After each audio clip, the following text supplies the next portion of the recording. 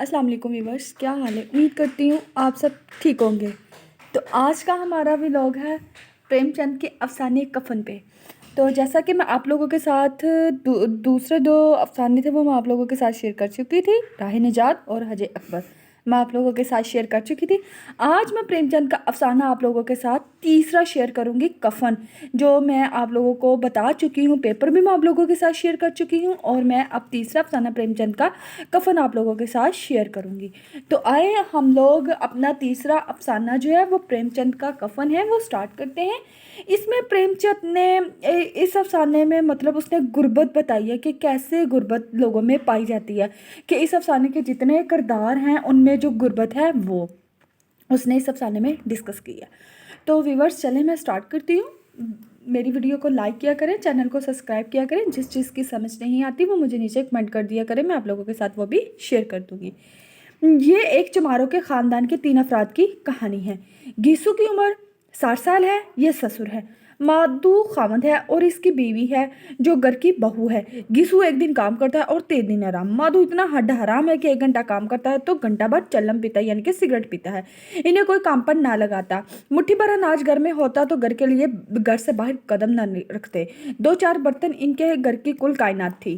फटे पुराने कपड़े पहनते, दुनिया के गमो फिक्र से आज़ाद। इनका बाल बाल कर्जे में डूबा हुआ था, यानी कि जकड़ा हुआ था। गालियाँ खाते फिरते। एक दिन मादू की बीवी बीमार हो गई। वो कमरे में चीखने लगी, लेकिन वो चोरी किए हुए आलू बून बून कर खाने में मसरूफ थे।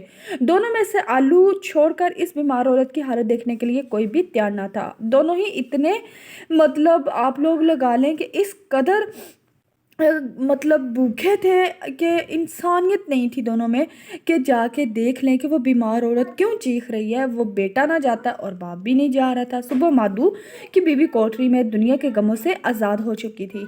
इसका बच्चा भी मर चुका था, यानी कि जो उसका खामन था मादू, उसका बच्चा जो था वो भी मर गया था। लोग रोने धोने की आवाज़ें सुनकर आ गए। अब लाश को जलाना था और कफन देना था। गिसूर मादू फकीरों की तरह गांव के सामने हाथ फैलाने लगे। लोगों ने कुछ पैसे दिए तो कफन लेने शहर चले गए। यहाँ एक शराब खाने में घुस गए। कफन लेने की बजाय वो कहाँ घुस गए थे? शराब खाने में। यहाँ उन्होंने शराब पी, पोटरियाँ कलेजी और मछलियाँ खाई। नशे के आलम में मादू बोला, दादा बेचारी ने जिंदगी में बड़ा दुख भोगा। उनकी लैंग्वेज ऐसी थी, जिंदगी मर गई, यानी कि भगवान, ऐसे उनके ना वर्ड थे, मतलब वो ऐसे उनकी ना बोली थी, वो ऐसे बोलते थे। मरी भी तो कितना दुख झेल कर। वो आंखों पर हाथ रखकर रोने लगा। गिसू ने समझाया, क्यों रोता है बेटा, खुश हो। यानी कि ये देखें, एक ये लफ्ज़, एक बेचारी, जिंदगी, जिंदगी नहीं जिंदगी, खुश नहीं, खुश होके वो माया जाल से मुक्त, यानी कि छुटकारा मिल गया उसे, जंजाल से छूट गई। बड़ी भगवान थी जो इतनी जल्दी माया मुंह के बंधन तोड़ दिए। यहाँ पे कफन प्रेमचंद का एक शाकार अफसाना है, आप लोग देख सकते हैं, लेकिन इतना पढ़ने की ज़रूरत नहीं है मेरे ख्याल में, तो आप लोग देख सकते हैं, आपको नज़र आ रहा होगा। नेक्स्ट मैं पढ़ती हूँ। जब ये अफसाने को पढ़ा जाए तो यूँ मालूम होता है कि ये एक सीधी सी कहानी है, लेकिन इसकी कहानी इसका हुस्न बन गई है। प्रेमचंद ने एक जुमले में ऐसी बात लिख दी कि वो तीर की तरह दिल में पिवस्त हो जाती है। गिसूर माधो इस दौर के 2 हड हराम कामचोर किरदार सामने आते हैं। ये इस दौर की जगीरदाराना और रईसाना निज़ाम को बेनकाब करते हैं। जब इनको अपनी मेहनत मजदूरी का मुआवजा नहीं मिलता तो ये काम चोर हो जाते हैं। अशारों कन्हैयों से बहुत से मुफाहिम उजागर किए गए हैं। जिस तरह मुसव्वर अपनी किताब पर एक लकीर लगाकर ये अजाफी रंग लगाकर इसके मफ़हूम में इजाफा करता है, इसी तरह छोटे छोटे मुकालमों से प्रेमचंद ने अपने अफसाने की मुनय्यत में शिद्दत पैदा कर दी है। इसकी सादगी और अवामी सतह भी कायम रहती है और इसके हुस्न में भी कमी नहीं आती। अफसाने के आगाज़ में 2 किरदारों के बजालाव के सामने बैठे दिखाया गया है, यानी कि बाप और बेटा, चूल्हा जल नहीं रहा और उसके करीब बैठे हैं और आलू खा रहे हैं, और आलू छोड़कर कोई दोनों में से कोई भी नहीं जाना चाहता। और चूल्हे के आगे बैठकर वो कहते हैं कि अगर हम लोग गए तो आलू वो ना ज़्यादा खा ले, वो ना ज़्यादा खा ले। आलू ज़्यादा अजीज़ है उनको, किसी की जान ज़्यादा अजीज़ नहीं है। इस अफसाने में ये बताया गया। अफसाने के किरदारों गिसूर माधो में जिंदा रहने की आग, खुरदारी से जिंदा रहने की लो और लगन बुझ गई चुकी है।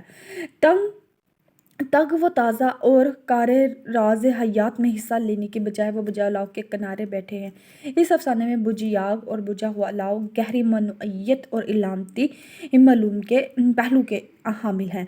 अफसाने में बुझा हुआ लाव एक अलामत की हैसियत रखता है। इन दोनों किरदारों की कामचोरी इनकी नस्ल दर नस्ल की मुफलसी और पसमानदगी की वजह से है। इनके किरदारों में काम करने की हिम्मत और तमन्ना ख़त्म हो चुकी है। इतने बेहिस और बेज़मीर हो चुके हैं कि वो कि इंसानी जान को नज़रअंदाज करते हुए आलू बुन बुन कर अपने पेट की दोज़ख को बढ़ते हैं। प्रेम ने प्रेम ने बहू की ज़िंदगी की शिद्दत का जो नक्शा खींचा है, इससे कारी बाप बेटे की बेहिसी पर अफसोस करने लगता है। लेकिन मादू की बेहिसी बेदर्दी से पैदा नहीं होती, मगर वो बेदर्द नहीं। इसकी बेहिसी बेदर्दी के पीछे पूरा एक माशरती निज़ाम है। माधु को इल्म है कि इलाज और मुआवजे की फूटी कोरी पास नहीं। इस काम चोरी की बदौलत कहीं से इसे दो दुमड़ी मिलने की उम्मीद नहीं। दाया और दवा दारू के लिए पैसा कहाँ से लाएगा वो, ठीक है।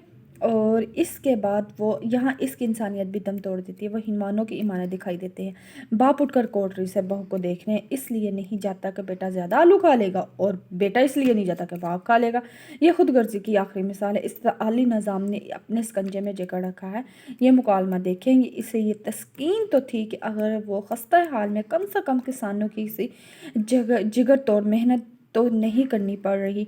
इसकी सादगी बेज़मानी से दूसरे बेफ़ायदा तो नहीं उठाए। इस अफसाने में जहाँ दोनों किरदारों की गुफ्तगू के ज़रिए पेट भर कर लजीज खाने के बारे में बताया गया है, वहाँ ये अफसाना गरीब और पसमानदगी अवाम की अलमनाक और दर्दनाक ज़िंदगी की तरफ इशारा करता है। गिसू और मादू के कदम खुद ब खुद शराब खाने की तरफ बढ़ते हैं, ख्वाजा मीरदर्द ने कहा है। ये आप लोग यहाँ पे देखिएगा ख्वाजा मीरदर्द ने यहाँ पे क्या बोला है, तो आप लोग देखें।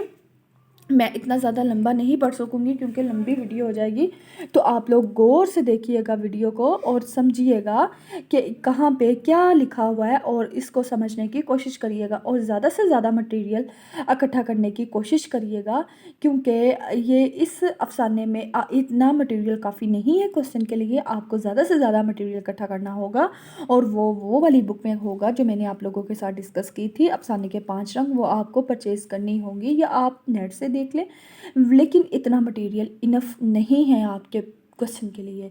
मैं आप लोगों को बार बार कह रही हूँ, आप लोग फिर भी इसे गौर से देखिएगा। तो मैं आगे भी आप लोगों के साथ ऐसी ही वीडियो आप लोगों के साथ शेयर करूँगी, और आप मेरे चैनल को लाइक किया करें, सब्सक्राइब किया करें, मेरी वीडियो को लाइक किया करें। मुझे आप लोगों के सपोर्ट की बहुत ज़रूरत है। मिलते हैं एक नेक्स्ट व्लॉग के साथ। अपना बहुत ज़्यादा ख्याल रखिएगा। अल्लाह हाफिज़।